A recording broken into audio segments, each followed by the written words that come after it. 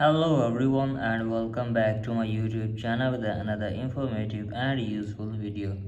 So guys, in this video I'm gonna be show you how can you fix cannot verify phone number. This phone number cannot be used at this time.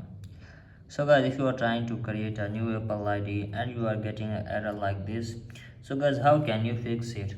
So guys, you can fix it very easily. So guys, let's start our video without wasting any time.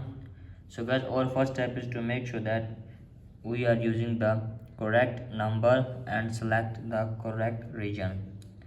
So guys, after making sure that you have just simply correct type your correct region, then you have to simply open settings, tap on general, scroll down and then tap on shutdown and shut down your iPhone to 15 to 20 seconds. After that, open it again and check if the problem is fixed or not. If still having this problem, then open settings, open journal, tap on software update and make sure that you are using the updated version of iOS. If you don't have updated version, then update your device to the latest version of iOS. And after that, go back, scroll down and here tap on date and time, and you have to make sure that your date and time is correct. If it is not correct, then correct your date and time, and after that turn this toggle to set automatically.